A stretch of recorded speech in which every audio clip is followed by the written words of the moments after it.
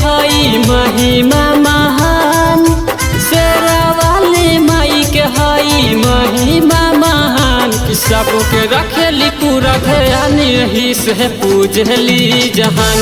सबके रखेली पूरा ध्यान, यही से पूजली जहान।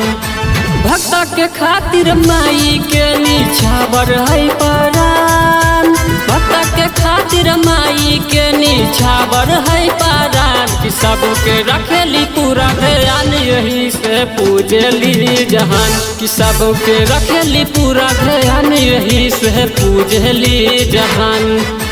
Music by DJ Sarfaraz. बोला बोला पटन देवी मैया की।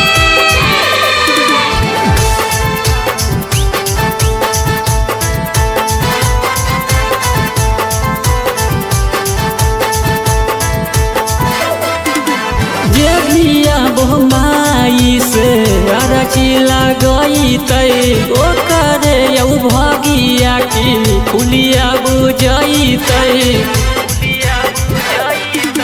जे भिया बोमाई से अरची लगई तई, ओ करे यौ भगिया की फुलिया बुझई तई।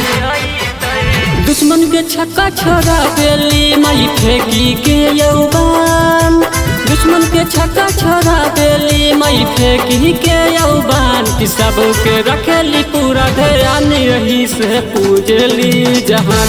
सबके रखेली पूरा ध्यान, यही से पूजली जहान।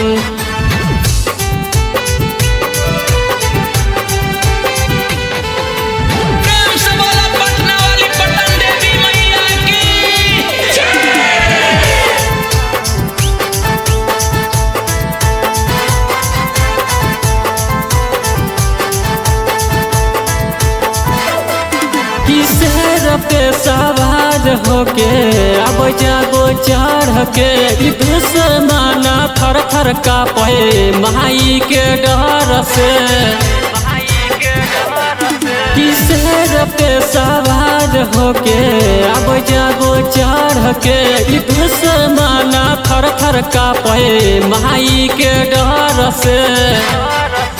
राइटर रोशन रवि पे माई करी दे हो ऐसान, सजन चंदन पे माई करी दे हो ऐसान। कि सबके रखेली पूरा ध्यान, यही से पूजली जहान। सबके रखेली पूरा ध्यान, यही से पूजली जहान।